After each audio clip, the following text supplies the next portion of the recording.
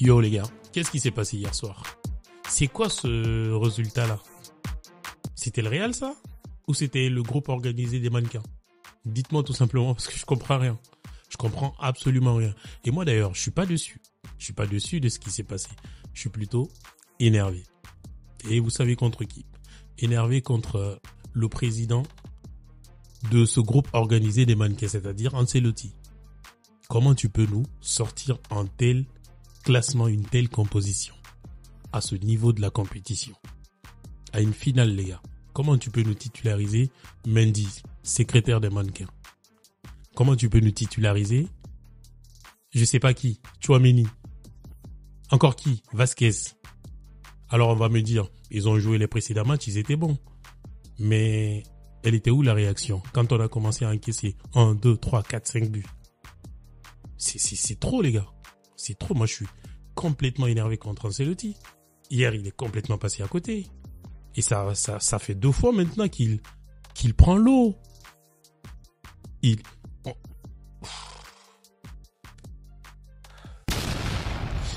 Alors, salut à toi. Bienvenue dans ce débrief à froid du match du Real hier contre le FC Barcelone.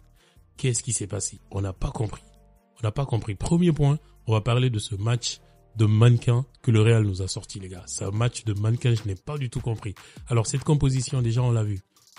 Une défense vraiment en galère. Une défense composée de Mendy. On sait Mendy joue sur un pied.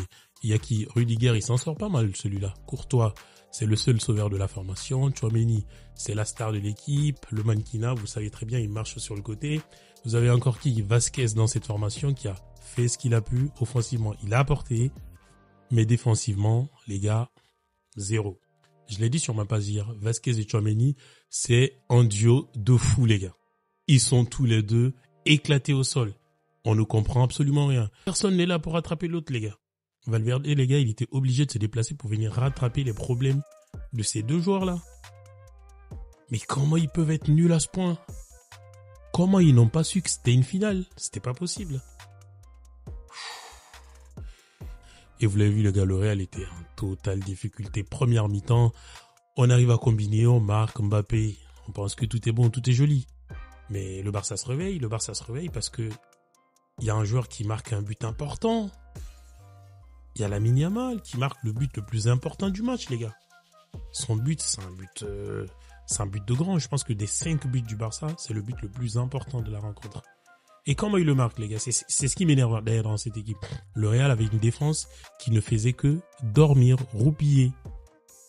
Il y avait que ça, les gars.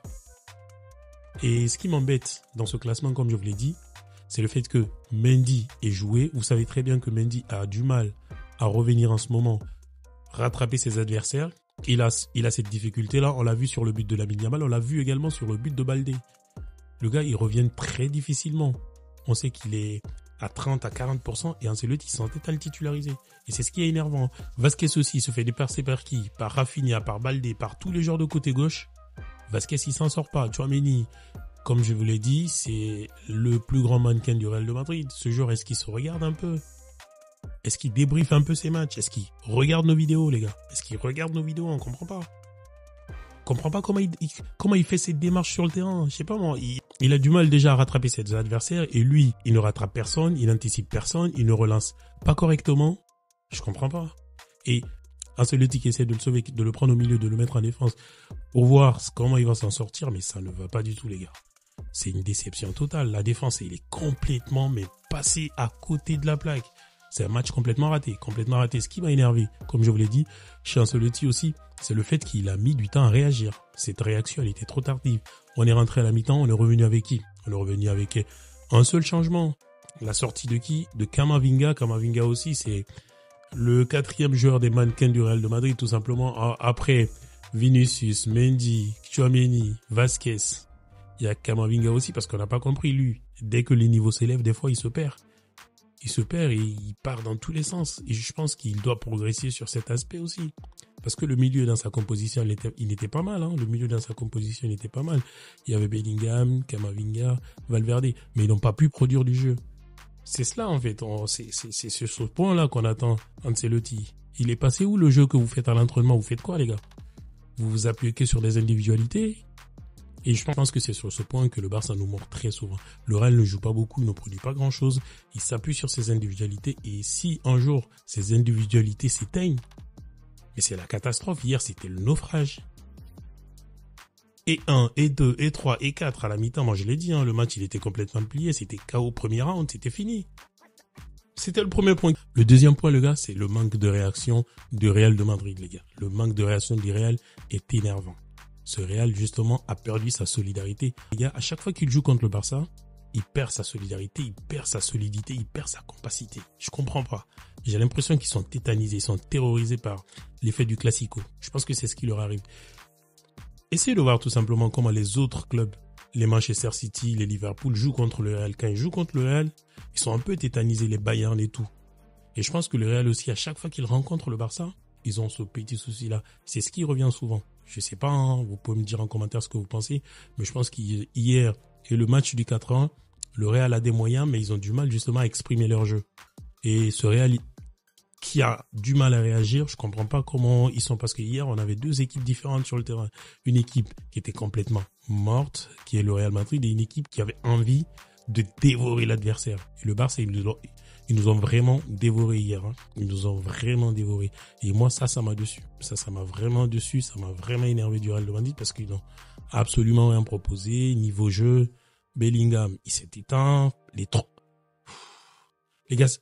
gars, comment vous pouvez comprendre que les trois milieux du Barça, les petits gamins là, viennent dévorer le milieu du Real? C'est pas possible.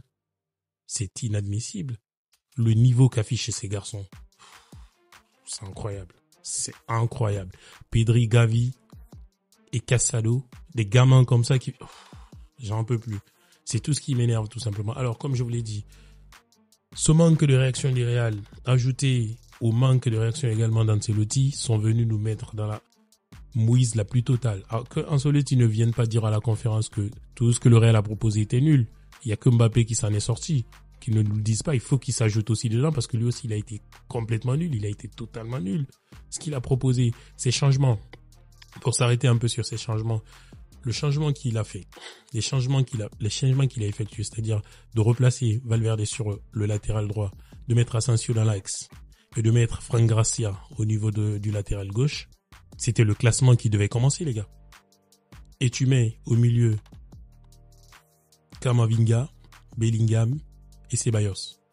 Tu mets en attaque les trois. Un peu plus tard dans le jeu, tu mets Brahim Diaz. Tu mets pas Modric. Modric, il peut pas courir face au gamin, là. Il peut plus courir face au gamin. Ancelotti, c'est tout mélangé. Et dans sa proposition de jeu, comme je vous l'ai dit, les gars, on ne comprend plus rien. Il n'y a pas de plan. Tout est basé sur l'individualité. C'est inexplicable. Il faut que le Real s'améliore sur ces différents points. C'est pas possible. Et que dire, les gars, et que dire aussi de l'attaque de cette formation? Alors, Vinicius, on ne sait plus ce qu'il est en train de faire. Mais dans quoi Vinicius s'est mis? Il a changé de sport, il est devenu arbitre, il veut faire une formation, un certificat d'arbitre, ou on comprend pas. Parce qu'à chaque match, le mec, il se plaint, il passe le plus clair de son temps à râler, à demander des décisions arbitrales. Mais s'il veut devenir père fondateur des mannequins qui part s'inscrire dans une autre discipline, on comprend pas. Il a arrêté de jouer au foot, les gars. Il faut le rappeler un peu. Je sais pas s'il y a des Brésiliens qui... Passez-moi le numéro de Vinicius parce que là, moi, je comprends plus rien. Il a arrêté le foot, les gars. Il a arrêté. Mbappé, alors, il s'est bien sorti du lot. Il a fait le match qu'il pouvait faire. Mais on attend encore plus de lui. Il a fait quand même un bon match. Il faut pas que les gens aussi ils abusent. Il n'a pas fait un très, très, très bon match. Défensivement, déjà, il est venu couper tout simplement la dynamique du Real. Vinicius ne défend plus à cause de lui. Je sais pas si vous remarquez ça, mais Vinicius ne défend plus à cause de Mbappé parce que quand il voit que Mbappé, il marche, lui aussi, il va marcher. Et Rodrigo va marcher. Bellingham va marcher. C'est ça, en fait. Il faut que tous les quatre, là, ils s'ajoutent au reste de l'équipe parce qu'on avait une équipe découpée vers la 70e minute du jeu. Cette équipe du Real, là, elle doit se renforcer. Elle doit arrêter, justement, de ressortir ces égos-là parce qu'il y a trop d'égos dans cette équipe, les gars. Il y a trop d'égos dans cette équipe. Le problème du Real en ce moment, quand le match s'est fini hier, c'est ce que je me suis dit. Il y a trop d'égos dans cette formation. Vinicius ne fait plus ce qu'il faisait avant. On connaît un Vinicius révolté, un Vinicius souverain, qui a envie de faire quelque chose pour le Real, mais hier, il était complètement éteint. Parce que, je sais pas, il y a un truc qui ne va pas. Il faut qu'il revienne au foot. Les gars. Et pour ces grands matchs, dites à Ancelotti d'arrêter de nous faire du n'importe quoi, tout simplement, parce qu'hier, c'était du grand n'importe quoi. Le Barça, globalement, en tout cas, ils ont fait un très très bon match. Offensivement, ils ont été bons. Ils ont été très très forts. Rudiger, j'ai aimé son match. Et Lewandowski a fait un bon match. Rafinha, rien à dire. Baldé, Koundé, franchement, grosse équipe du Barça hier. Ils ont tenu, ils ont proposé du jeu, ils ont avalé le Real, ils ont pris leur 100e trophée. C'est vraiment incroyable ce qu'ils ont réalisé. Très belle performance, top performance pour les Barcelonais. Les mannequins du Real, revoyez votre copie et revenez-nous très très fort. Merci à toi, c'était le débrief à froid de cette rencontre. On se retrouve très vite pour de prochaines analyses.